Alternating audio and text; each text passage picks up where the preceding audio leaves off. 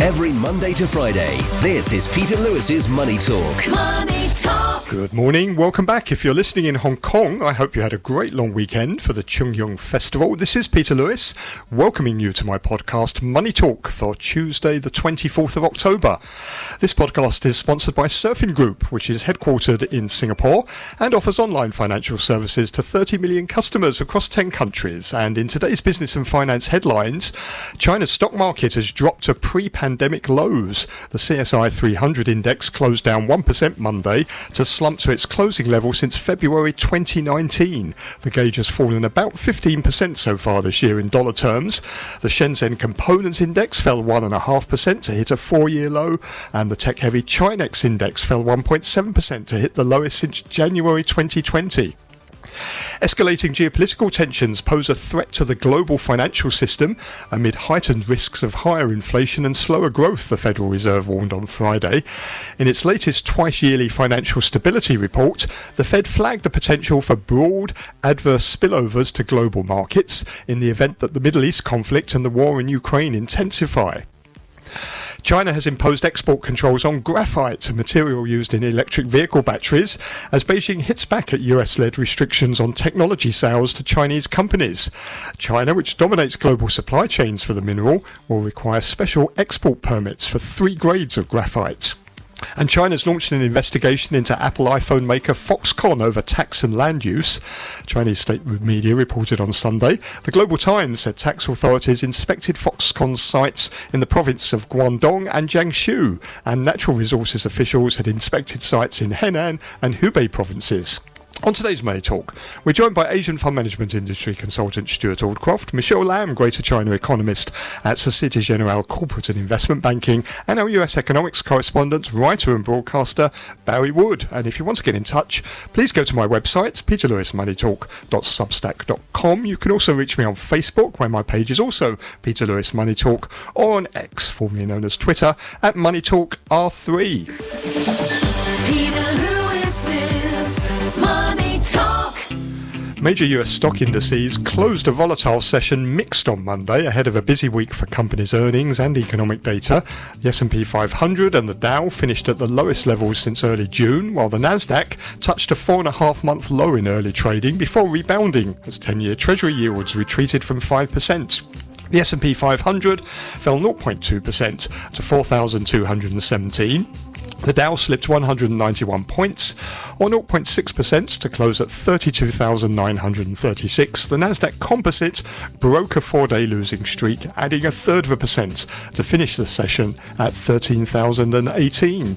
The recent sharp swings in the US Treasury markets continued on Monday, with the largest intraday swing since the regional banking crisis back in March. The 10-year yield rose early Monday to a peak of 5.02%. That's its highest level since July 2007, and yields later retreated from their day highs after hedge fund investor Bill Ackman said he was ditching his bearish bet on long-term treasuries. He wrote on X, "There's too much risk in the world to remain short bonds at current long-term rates," adding that growth in the US was weaker than the mainstream data suggests. The 10-year yield closed 6 basis points lower on the day at 4.86%. The 30-year yield fell 7 basis points to 5.01%, having earlier touched a high of 5.18%. And the 2-year yield was unchanged at 5.07%. Gold retreated from a 3-month peak hit Friday as risk-on sentiment spread to the commodities markets. The precious metal fell 0.4% to $1,973 an ounce, with the move lower in US yields capping losses. The oil complex saw much heavier losses after hostage releases by Hamas eased some of the fears of an escalating Middle East conflict.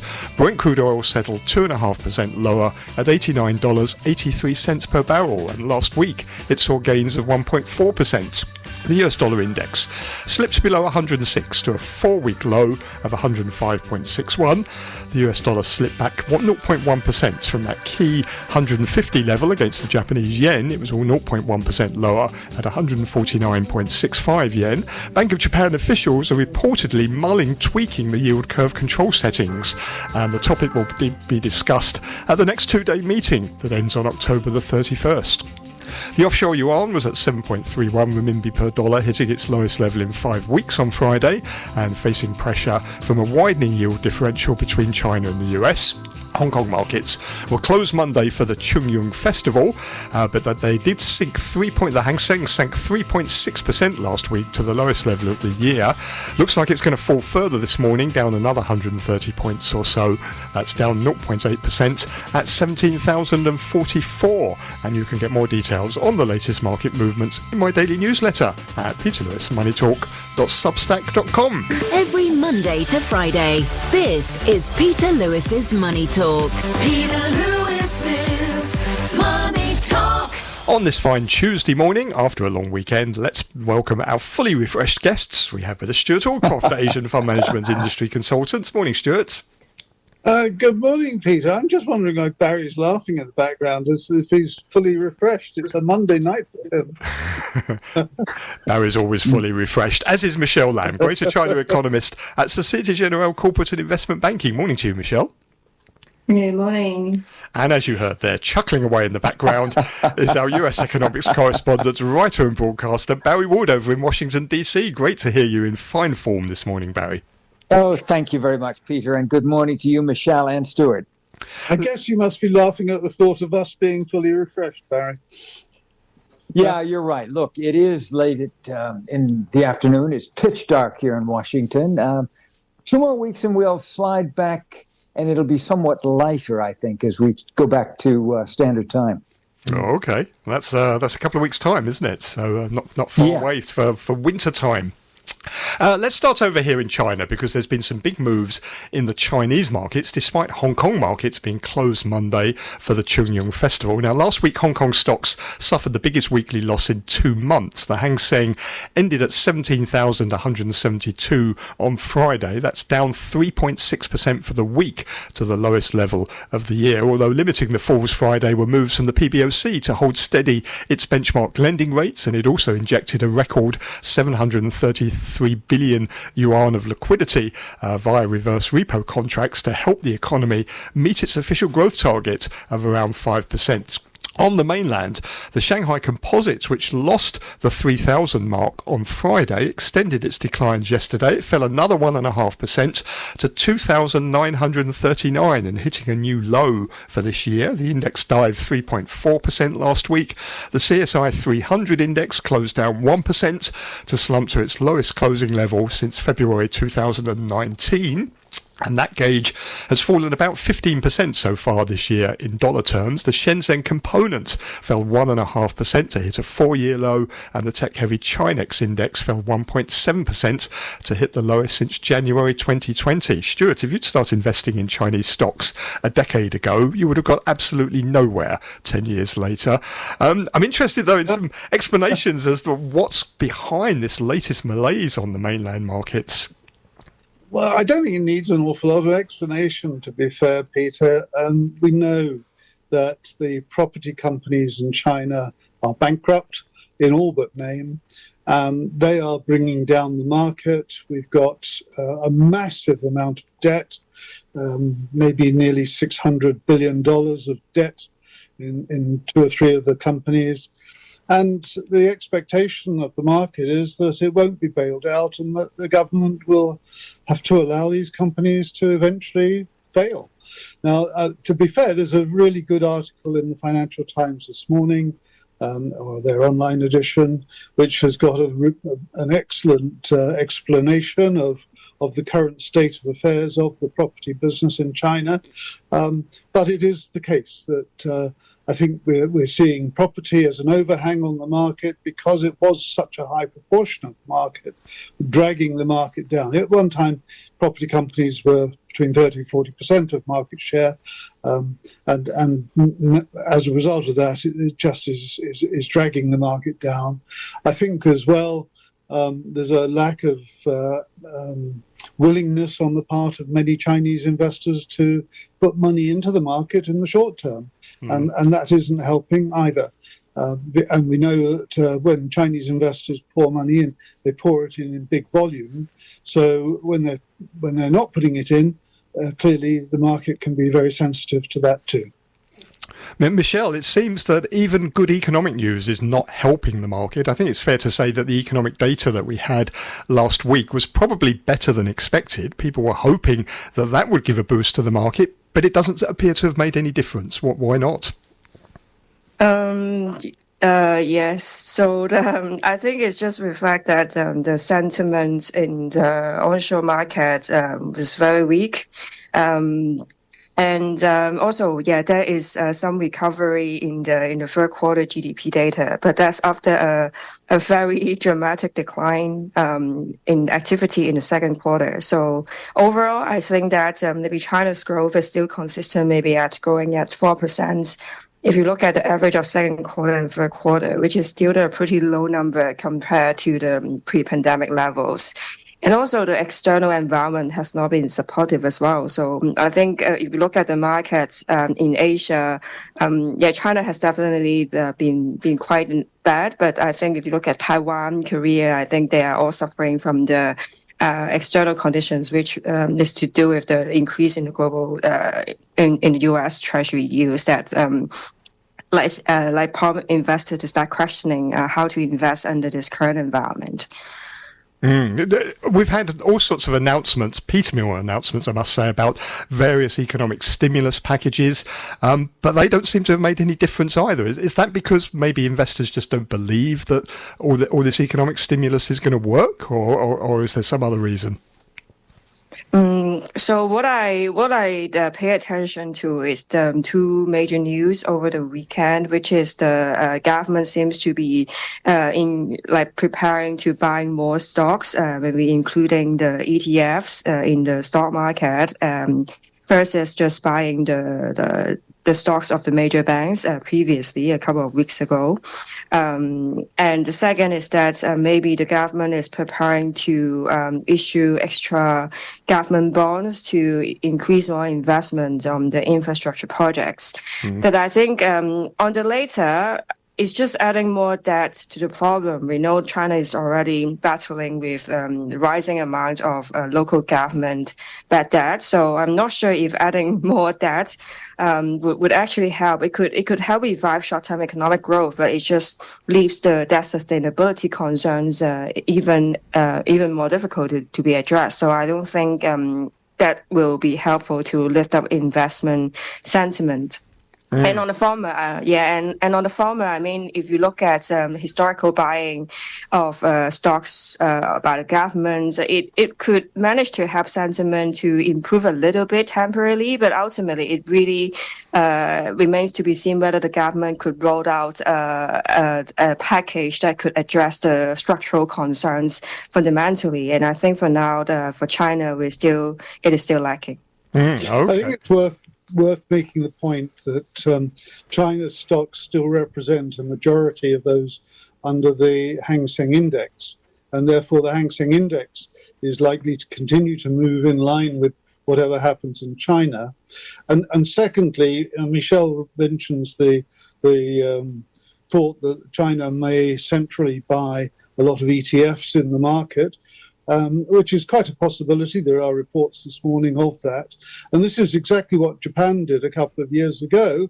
And Japan's central bank bought billions and billions of dollars worth of ETFs, and it did support the market. But it's the situation in China is entirely different today than the situation that was in Japan 2 or 3 years ago when Japan bought ETFs. And also government bonds that ended up owning more than half the Japanese government bond market in the process. Exactly. Barry, this is being noticed overseas. US and European fund managers, they sold $1.6 billion of Chinese shares so far this month. That follows $3.5 billion of outflows in September. Over the past 10 weeks, foreign investors have sold through Stock Connect over 160 billion yuan. That's the most on record. It seems that foreign investors also are bailing out of the market. What are you hearing over there in the US about fund management firms' attitude towards China? Exactly that. I think that some weeks ago we talked about China being seen as uninvestable, and I think that sentiment continues. And when you look at the outflows from China, by Chinese corporates and citizens, this gets a little bit scary. But I'm further looking at China experts in this country speaking about the renminbi. 7.32. I mean, you've got a weak renminbi and you've got a very weak yen. And I think that there's a kind of inward looking in the United States, particularly with a very tense geopolitical situation in the planet. And it's not a good time. The stock market is here, up and down, but not really doing very well at all over the last 2 weeks. And you've got Jay Powell saying that interest rates are likely to remain pretty much as they are for the indefinite future. But yes, as to China, I see no moves by American investors coming into China. I mean, after all, it wasn't very long ago, Peter, that we had the tightening of the high-tech export restrictions. So it's not good. I think the only positive thing on the horizon is the arrival expected here on the 26th of October, later this week, of Foreign Minister Wang Yi. There were two pieces of news over the weekend, which I wonder have also hurt sentiment and also maybe highlights some of the problems that the Chinese market is facing. The first one was China announcing restrictions on graphite, which is essential to making electric vehicle batteries, and China controls production in the world of graphite. So this is sort of expanding the US-China trade restrictions, trade war. And then the other thing was the investigation into Foxconn, which came out of the blue. Which is clearly coordinated by Beijing because it seems to be covering multiple departments in multiple provinces, and some people are saying it's linked to Terry Gao standing in the Taiwanese presidential election, and as a result making it more likely that the DPP is going to win that election. It seems that this sort of just highlights once again the political risks of investing in China. Do you think, Stewart, Michelle, Barry, that's been an issue? Well, it depends on whether you want to actually say there is proper manipulation going on in the Taiwan market or the election of the Taiwan market. I think what Taiwanese voters have probably been very well aware of is the sensitivity that they have towards anything to do with China. So China, which tends to use a sort of heavy mallet towards doing anything, may be being overreactive on this. Terry Gao actually didn't have a very high rating in any event, and he wasn't expected to win. But if there's going to be a further investigation from China on him, that probably scuppers his chances even more. Michelle, is this an issue? Are people unsettled by these worsening relations between the US and China? You've got asset managers coming under pressure from Washington over investments in some Chinese companies, and then when people do invest in some Chinese companies, they risk facing an investigation as well of that company. Is this unsettling investors? Yeah, I think definitely the case, and it's been a running theme since the US-China trade war, and I don't really see there is any fundamental improvement in the U.S.-China relations. I mean, actually, I think among the investor community, there's probably some hope for a pause for the deterioration in the U.S.-China relations, given that, recently they have been agreeing on setting some working groups to increase the exchanges between the U.S. and China on economic and financial issues.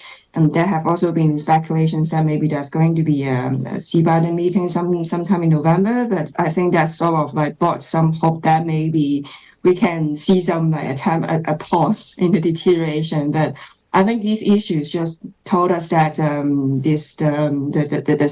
export controls, I think either from China on the US or from US on China, actually there's also been some confirmation on the US tightening export controls on tech products last week as well, that these issues are just not going to end. It's just ongoing, that there will be continued conflict between the US and China to curb the rise of the technology of each other. Barry, I would support what both Stewart and Michelle have said. I would say this: if I put on my optimist hat, that Wang Yi's visit here, and he's going to see the president and, of course, the Secretary of State and the National Security Advisor, if that leads to arrivals of economic officials, all in advance of the November 12th APEC meeting in San Francisco, where Mr. Biden and President Xi are expected to meet, this could be very good for China, and this could be very good for the United States. After all, Washington repeatedly says no decoupling. And if so, then maybe the Wang Yi visit is the beginning of something positive. Clearly, it seems to me from a Washington perch that the Chinese need the Americans at the moment, because if there could be some rapprochement which would lead to more normalization of business and trade links, this would be exceedingly positive.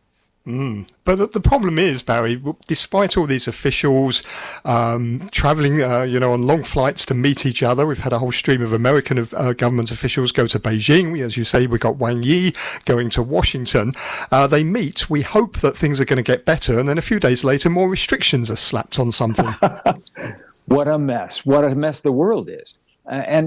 Look, if you look at the global markets, whether it's Europe, North America, or even Asia, of course, from this catastrophe that's ongoing in Israel and the Gaza Strip and in the West Bank, it's been remarkably benign so far. But there's a sense that things could get much worse. And I think that until we clear out some of this uncertainty, markets will continue to move sideways at best.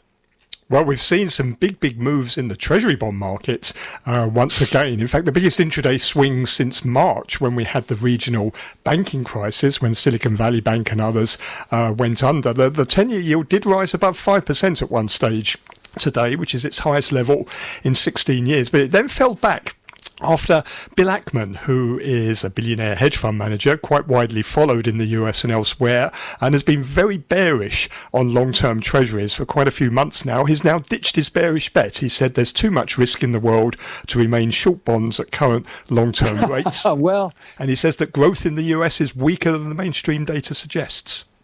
Well, that may be. But let's not forget that on Thursday, when we get the first reading of GDP for the third quarter, it's likely to show that the U.S. economy had been growing in that third quarter of this year at a 3% annual rate. It's certainly not going to be better than 2% or 2% plus for the year. But, Bill Ackman gets a headline for a day or so. But I think Stewart might be the first to agree 5% yield when you've got inflation still stubbornly high, get used to it. It's going to be with us for a while. Is it not, Stewart? Absolutely. I do agree with what you're saying. And 5% yield based on the last 10 years is a decent yield. So it's improving returns for savers, even if it's making it more expensive for people who have a mortgage. So get used to it. You're right. But government bonds seem, certainly for today, have come back to being a haven for investors, haven't they? They've sort of oscillated between risk on and risk off, where, depending upon the economic data, the yields shoot up. But at the moment, they're being bought for the haven trade, the safe haven trade. Yeah, but I'm a bit doubtful about this, and it is all very short-termism anyway. Bear in mind that we don't have a speaker in the House in the United States. Therefore, no decisions get made, no money gets spent. That's another part of the mess that hasn't probably been taken into account very fully, because it could be another 3 weeks or more before a speaker is elected. And in that time, an awful lot of what's going on in the world could have changed. Michelle, quite right. Michelle, 5% on the 10-year Treasury, it changes quite a lot of things, doesn't it? Because it makes equity investing much more difficult when you've got that sort of yield in Treasury bonds. It also has an impact on China. It's putting pressure on the yuan because of the wide interest rate differential. Yes, but actually, in terms of equities, it's definitely negative for Asia equities as a whole. But there could be some markets such as India, Indonesia, that could weather the increase in the interest rates pretty well. And we've also seen that these have been the outperforming markets when we see the increase in the interest rates. But of course, like for Korea and Taiwan, these markets, a lot of growth stocks there. So the increase in the discount rates are going to be a challenge to the valuations of these markets as well. For China, I think probably still investors are really focusing on the domestic issues. So I think if we see the policymakers rolling out some policy packages that address the fundamental issues, which is to speed up the restructuring of the property developers and the local government debts, maybe we could see confidence gradually improve. But I think these things are going to take time, because if you look at the economies that experience a housing crisis, like Japan in the 90s, or like Spain, Ireland in the 2008, the correction in the housing crisis is normally quite painful, and it takes years for confidence to come back. So I think we should still keep the expectations low on China markets in the foreseeable future, at least like 1 2 years. Are you more optimistic about China following the data last week, which in general, apart from anything to do with the property sector, if you exclude that, the data was pretty good, wasn't it? GDP growth 4.9% in the third quarter. So it does look like that China could well meet its 5% growth target. It just tells you that growth has bottomed, but how quickly, how strongly it could pick up from here, I think the confidence of a strong rebound is still very low. Mm. And are the authorities worried about the yuan? We're seeing big capital outflows at the moment, aren't we? Both on the current account and from the markets as well. In fact, from bonds and equities, people are withdrawing money. Presumably, this is putting pressure on the Chinese yuan. So the capital account side of things are pressuring the yuan, but if you look at the trade, actually China is still going to run a decent amount of current account surplus this year. For example, this year is going to be another, I think, 2% of GDP. So I think when we look at the fundamental side of things, actually could be that the CNY is not that undervalued. But of course, I mean, the China, even though there are capital outflows, if you look at domestic investors, there's still pretty tight capital controls in place, which means that it's still difficult for people to move money out. Mm. And what about the consumer? Are you seeing any signs that the consumer is starting to get a little bit more optimistic?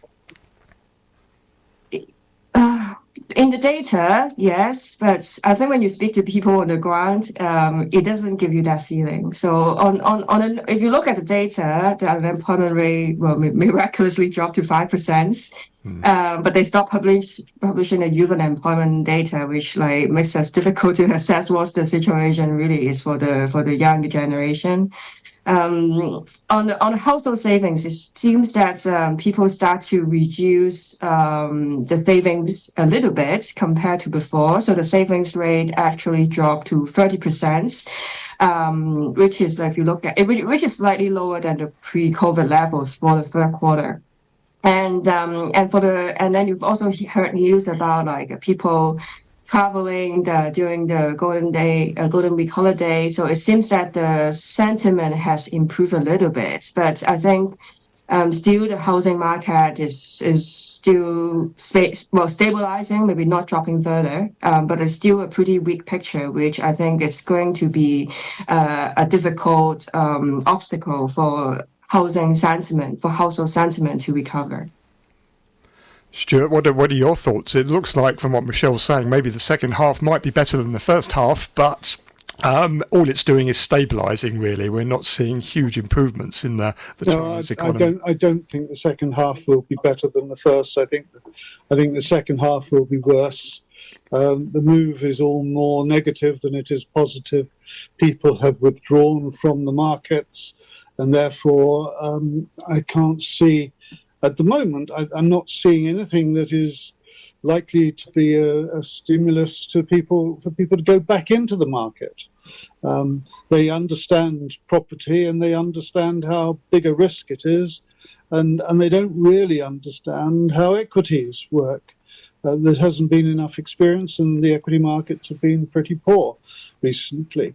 Of course, a lot of that, as I've said earlier, is driven by the property sector, which is very poor. Exports from China have not been picking up as quickly as they could do, and that too has also been a negative sentiment. So I don't see, sadly, I don't see a very positive second half picture coming through at this stage. Okay. Barry, let me switch to the US. Maybe I can start with a topic that Stewart mentioned a bit earlier. The House of Representatives still hasn't got a speaker. There's 9 candidates now thrown their hat into the ring, most of whom I've never heard of, to be the next speaker. This is all turning into a big fiasco, isn't it? And an international embarrassment. Absolutely. And I now observe that some Republicans are saying just that. It's a giant embarrassment. It is the self-destruction of the Republican Party in the House of Representatives. And it has been, 3 weeks without a speaker, and there's no sign that the vote that will come on Tuesday morning is going to produce one. The Republicans are meeting right now to see if they can come up with a nominee that everyone theoretically would support on Tuesday. I doubt if they will. But yeah, it's not just that. We've got uncertainty in the markets because of the United Auto Workers strike that's now in its 5th week against General Motors, Stellantis, and Ford. That could be settled at any time with a rather hefty wage increase. You've got some good corporate earnings. I think that's probably going to be the good news this week, Peter. Amazon, Alphabet, Meta, and then Ford and General Motors. But no, I think this is an uncertain time in the States, and it's not particularly good. If they can't settle on a speaker tomorrow, and they still can't agree on any of these 9 candidates, which some people are saying is probably the most likely outcome, what happens next? What's the way forward? Well, it could be that Kevin McCarthy could be back in the driver's seat because as a desperation candidate. And I don't dismiss that at all. I mean, after all, it was Kevin McCarthy, then it was Steve Scalise, then it was Jim Jordan. Now it'll be probably this fellow Emmer that no one's ever heard of from Minnesota. I don't think he'll make it tomorrow. Perhaps it would be good for stability if he does. But I don't think anyone can answer the question you pose, Peter. What will happen? The Republicans are in complete, utter disarray. And is it having an impact on the economy? The fact that, the House, the government basically can't get any bills passed, there's no funding measures that can be agreed, and also there could well be a government shutdown in November. Yeah, the government shutdown that you referenced just then is probably the looming danger. I think thus far there's been no real impact. Democrats are clapping their hands with glee because they are the winners in this debacle. I don't think there's been an economic impact as yet, but you do have a looming government shutdown in mid-November, so the Republicans better get somebody up there. Whether he'll last or not is an open question. Stewart, it's your chance to chuckle away now at this misfortune. But it's not great, I'm only chuckling silently. No, it is a debacle. Barry's quite right.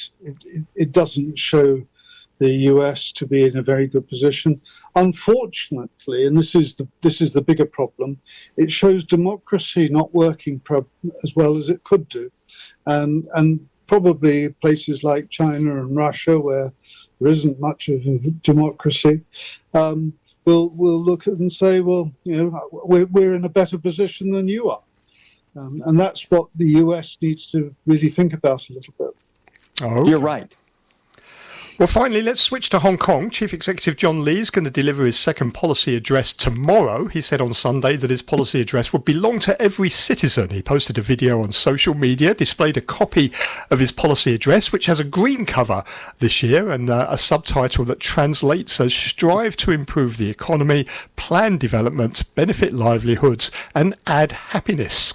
Mr. Lee is expected to address Hong Kong's sluggish economy, the persistent housing shortage, and the SAR's shrinking reserves this year. So, Michelle, let me start with you. From an economic perspective, what would you like to see in this policy address to address the sluggish economy? Well, unfortunately, the external conditions are pretty negative for Hong Kong, which is like very sensitive to what's happening elsewhere. So I think given the economic challenges that China is facing and also the high interest rates in the US that Hong Kong has to adopt, I think it's quite likely that we are going to see quite significant economic pressure on Hong Kong. On a structural, first of all, on a cyclical perspective, I think what people have been looking for is some easing of the housing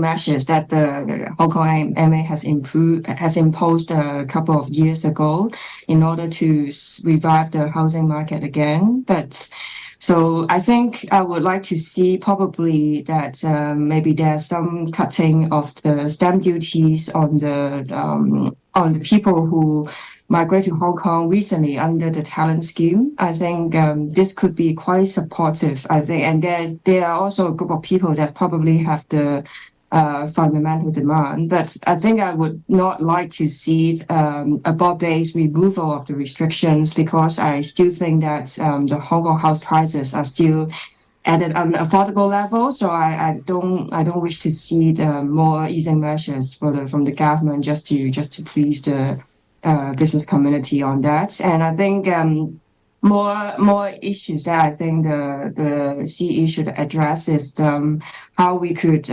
increase the attractiveness for Hong Kong as a place to invest. So things like what role Hong Kong could play in the say the financing of the One Belt One Road projects. How could Hong Kong be a super financial connector in the like between Middle East and China? I think these things I would like to see more like detailed plans from the government on how to achieve that. We're now running deficits here in Hong Kong, and our reserves are about 20% lower than what they were 4 years ago. Is this an issue that Hong Kong is going to have to start thinking about, and maybe some long-term tax changes, maybe even to try and address this? Because we can't carry on running deficits, can we? Yes, but actually changing the tax system, it's not a simple issue. So like raising corporate tax could risk even undermining the corporate investment even more. So, and I would think it would be the government would be very reluctant to do it, given that they are now trying to lure investment from abroad. So it's not that simple. And I think if you look at other economies, everybody's running deficit anyway. Everybody has debt. So for Hong Kong, why not? I think Hong Kong the government should also forget about its mindset of always having the fiscal reserves to begin with. I quite agree, Michelle. I think changing the tax system in Hong Kong, it's too late. It should have been done years ago. Introducing value-added tax, that sort of thing. It's too late at the moment. It's the wrong time. And in any event, with a recovery of the economy, if it does happen, we'll be back into a tax surplus. The biggest issue, though, remains housing, the subdivided flats, the street sleepers, and the 1 million plus people who live below the economic poverty line. Hong Kong is in a bad way in that respect, and the government speaks about doing something and never does do anything. It puts the bureaucracy in the middle, and that seems to be what continually happens, and it doesn't matter who the political leader is, the bureaucracy gets in the way of action. And I think that's the biggest problem that we have at the moment.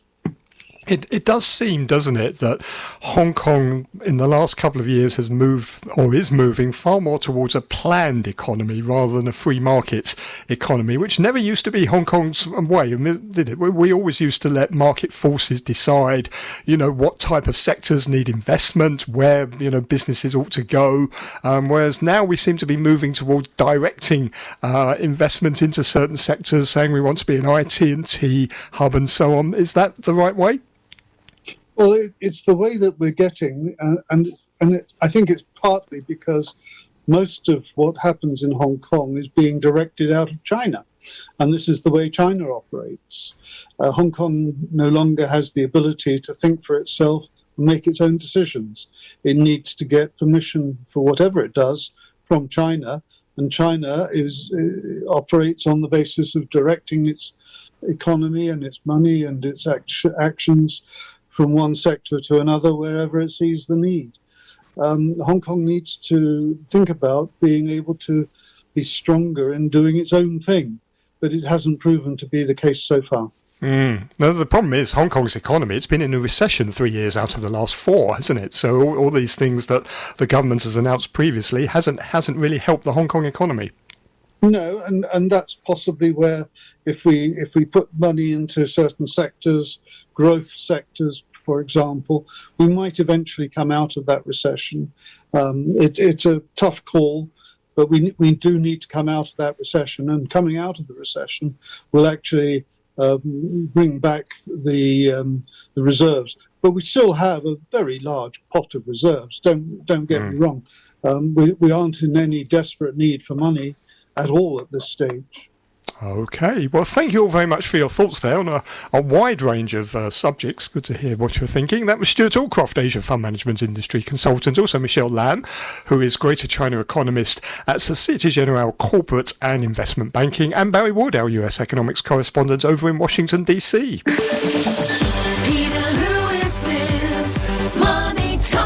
Thank you very much for listening this morning. Don't forget to take a look at my daily newsletter, which is at peterlewismoneytalk.substack.com. On Wednesday's show, I'm joined by Enzio von Pfeil, Capital Preservation Specialist at Financial Shield, and Richard Harris, Chief Executive Officer at Port Shelter Investment Management. And with a view from Japan is Dan Kerrigan, CEO of Interactive Brokers Securities in Japan. Please join me again tomorrow.